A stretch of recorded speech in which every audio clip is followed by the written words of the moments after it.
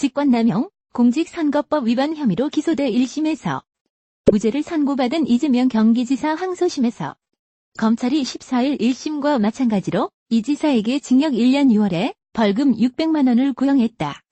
검찰은 이날 오후 수원고법 형사 2부 심의로 열린 이 사건 결심 공판에서 원심 구형량과 동일한 형을 구형했다.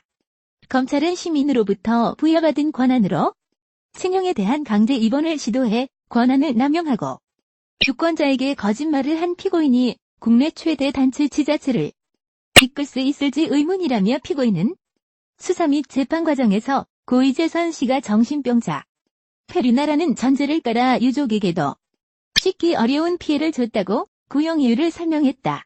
이날 결심 공판은 검찰 구형에 이어 변호인의 최후 변론, 이 지사의 최후 진술 등으로 이어질 예정이다. 이 지사는 이른바 친형 강제 입원 사건과 관련해 직권남용 권리행사방해와 공직선거법상 허위사실 공표 혐의로 검사 사칭과 대장동 개발업적 과장 사건에 관련해 각각 공직선거법상 허위사실 공표 혐의로 기소됐다. 검찰은 1심에서 징역 1년 6월에 벌금 600만 원을 구형했으나 재판부는 이들 4가지 혐의에 대해 모두 무죄를 선고했다. 직권남용, 공직선거법 등 4가지 혐의로 재판에 넘겨져 1심에서 무죄 선고를 받은 이재명 경기지사는 항소심 결심 공판을 앞두고 최선을 다하겠다고 말했다.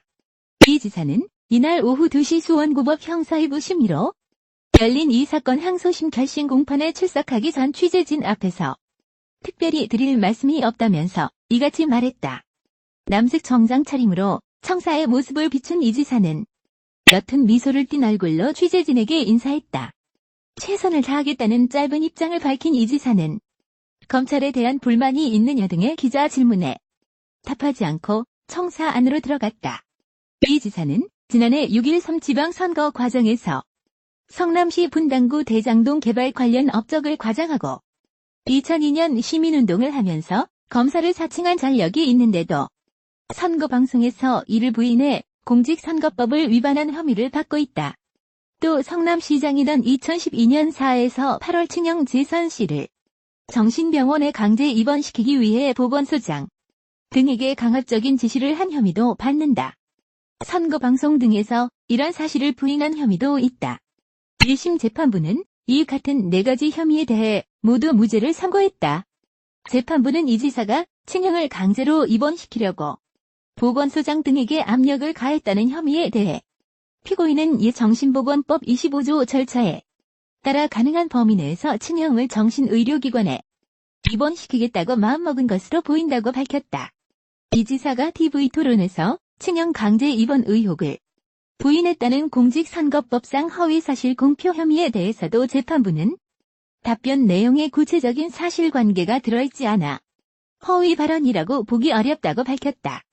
TV토론 당시 분당 파크뷰 특혜 분양 사건을 둘러싸고 검사 사칭 판결이 억울하다고 한 발언에 대해선 평가성 발언에 가까워 구체적 사실관계를 표현하는 데까지는 이르지 않았다고 했다. 선거공보물 등의 대장동 개발이 과장 혐의에 대해서는 성남시가 결과적으로 5,503억 원의 이익을 얻게 될 상황은 만들어졌다며 피고인이 허위라는 인식을 가졌다고 보기 어렵다고 밝혔다. 이재명 경기지사에 대한 항소심 결심 공판이 14일 수원고법에서 열린 가운데 이 지사가 재판 진행 직전 간략한 입장을 남겼다. 이 지사는 이날 수원고법 앞에서 고맙습니다. 드릴 말씀 없습니다. 최선을 다하겠습니다. 라고만 밝히고 서둘러 법정으로 향했다. 수원고법 형사 2부는 이날 오후 2시 현재 이 지사에 대한 항소심 결심 공판을 수원법원 종합청사 704호 법정에서 진행하고 있다. 이 지사는 직권남용과 공직선거법 위반 등 4가지 혐의로 기소돼 1심에서 모두 무죄를 선고받은 바 있다. 5차 공판인 결심은 검찰 구형, 변호인의 최후 변론, 이 지사의 최후 진술 등 순으로 진행, 변론을 종결할 방침이다. 항소심 첫 공판은 1심 선고 2개월가량 만인 지난달 10일 열렸다. 담당 재판부인 형사1부의 소속 법관 1명이 이 지사가 선임한 변호사 1명과 사법연 수원 동기로 확인돼 형사2부로 재배당되기도 했다. 이에 따라 13일 전에 예정됐던 첫 공판 기일은 이날로 미뤄졌다. 2차 공판은 항소심에서의 핵심 증인인 이 지사의 성남시장, 재임 시절 비서실장이 증언 거부권을 행사하면서 공전됐다. 3에서 4차 공판은 이 지사의 친형인 고 재선시의 대학 동창이자 30여 년 동안 알고 지냈던 A씨와 이 지사와 재선시의 친척이 증인으로 출석했다. 법조계 등은 검찰이 항소심 결심 공판에서 1심 구형량을 그대로 유지할 것으로 예상하고 있다. 앞서 검찰은 지난 4월 25일 열린 이 지사에 대한 1심 결심 공판에서 직권남용 혐의에 대해 징역 1년 6개월을, 세계공직선거법 위반 혐의에 대해 벌금 600만 원을 각각 구형했다. 이재명 경기지사의 층형 강제 입원 의혹에 이어 성남시장 시절 시정 운영과 관련된 송사, 당사자의 강제 입원 의혹이 다시 불거져 나와 논란이 일고 있다. 바른미래당 하태경 의원은 지난 5일 페이스북에 글을 올려 진실 증언자를 정신병자로 만들기, 이재명 지사가 본인에게 불리한 증언을 하는 사람들의 신뢰도를 떨어뜨리기 위해 쓰는 상습적인 전략 같다고 지적했다. 하 의원은 이 지사는 자기 형 이재선 씨뿐 아니라 김사랑 씨도 정신병원에 강제 입원시켰다는 의혹이 있다. 여배우 김부선 씨도 허언증 환자로 몰아간 적이 있다라고 덧붙였다. 이어 이 지사 스토리 보면 미국 정치 드라마 하우스 오브 카드가 떠오른다. 자신의 정치적 목적을 위해서라면 어떤 비윤리적이고 범죄적 수단이라도 다 동원하는 정치인 말이다. 검찰은 이 지사 관련 범죄 의혹 전모를 밝혀주기 바란다고 요구했다.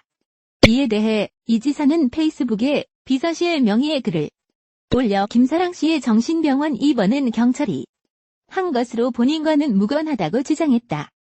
비서실은 김사랑은 이재명 전 시장이 성남시 산하재단 등을 통해 A씨에게 일감을 몰아주었다는 허위 주장을 유포하다가 고발되어 2018년 4월 12일 대법원에서 허위사실 명예훼손 혐의로 300만 원 벌금형이 확정됐다고 설명했다.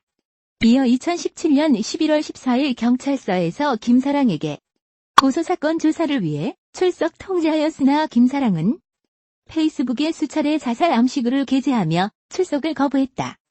이에 담당 경찰은 김사랑 신병 확보 요청을 하여 경찰서는 김사랑 신병 확보 후 정신병원에 보호 조치했다고 덧붙였다. 하 의원과 이 지사의 논쟁이 기사화되며 6일 오전 한때 김사랑이 한 포털 사이트 검색어 순위 1위에 오르기도 했다. 앞서 지난 4일 이 지사 친형의 정신병원 강제 입원 의혹과 관련한 이 지사 부인과 조카 간이 통화 내용이 담긴 녹취 파일이 공개돼 논란이 일었다. 이른바 해경군 김씨 트위터 계정주가 이재명 경기지사의 아내 김혜경 씨로 의심되는 정황이 속속 드러나는 가운데 사고를 치면 전화기를 뺏기면 안 된다라는 이 지사의 과거 발언이 재조명받고 있다. 이 지사 측 입장에선 웃자고 한 얘기인데 죽자고 달려드느냐고 반론을 펼 만한데 공교롭게도 이번 사건을 풀 열쇠 중 하나인 김 씨의 첫 번째 아이폰 행방이 묘연해 과거 발언이 자연스럽게 오버랩되는 상황이기는 하다. 2016년 11월 박근혜 전 대통령 탄핵 전국 당시 성남시장이던 이 지사는 서울 광진구 청소년 수련관에서 열린 시국 강연회에 참석해 청중들을 상대로 한 가지 농담을 던진다. 이 지사는 제가 하나 재미있는 거 하나 알려드릴게요. 여러분은 절대로 사고를 치면 전화기를 빼앗기면 안 됩니다라고 운을 뗐다. 이어 이 전화기에는 여러분의 인생 기록이 다 들어있습니다. 어디서 전화했는지, 언제 몇 시에 어디서 무엇을 했는지, 어디서 뭔 사진을 찍었는지 싹 다 봅니다라고 말했다. 또 이거 하나만 분석하면요. 여러분들이 이 전화기를 산 이후로 어디서 무슨 짓을 몇 시에 뭘 했는지 다 알 수 있어요. 그래서 이걸 절대 빼앗기면 안 돼요라고 덧붙였다. 이 지사의 발언은 당시 청중들의 웃음을 자아냈으나 2년이 지난 지금 상당히 뼈있는 말로 부메랑된 모양새다. 정치권을 요동치게 하는 해경군 김씨 사건을 풀 핵심 열쇠 중 하나인 김씨 아이폰의 행방이 묘연해진 상태이기 때문이다. 네티즌 수사대에 의해 해경군 김씨로 지목받은 김씨 측은 지난 4월 수사가 시작되자 번호를 바꿔 원래 쓰던 아이폰 말고 새로운 아이폰 단말기를 구매해 사용했다. 김 씨가 문제의 아이폰을 사용한 시점이 2016년 중순부터 수사가 시작된 지난 4월까지인 점에 미뤄볼 때 전해철 전 더불어민주당 경기지사 예비 후보에 대한 허위사실 유포 혐의, 문재인 대통령 아들 준용씨 취업 특혜와 관련한 명예훼손 혐의 등은 모두 해당 아이폰에서 벌어졌으리란 추론이 가능하다. 수사로 인해 나중에야 이 같은 사실이 알려지자 일각에서는 증거인멸 시도가 아니냐는 날선 지적까지 제기했다. 그러나 김 씨 측은 이번 사건이 수면 위로 떠오르면서 이 아이폰의 번호가 공개돼 이상한 전화나 욕설 메시지가 쇄도 어쩔 수 없이 단말기를 바꿨다고 설명했다. 또 해당 아이폰은 선거운동용으로 사용하다가 지금은 어디 있는지 알 수 없다는 것이다. 각종 커뮤니티 등에서는 많은 누리꾼이 과거 이 지사의 발언에 대해 단순히 웃어넘길 만한 사안이 아니라며 비판을 가하고 있다. 한편 해경궁 김씨 트위터 계정에 등록된 지메일 아이디 KHK63만 1000과 똑같은 포털 다음 아이디가 수사 착수 직후 탈퇴 처리됐으며 마지막 접속지를 조사해봤더니 이 지사 자택으로 확인되는 등 이 사건과 관련해 이 지사와 김 씨에게 불리한 정황이 속속 나오고 있다.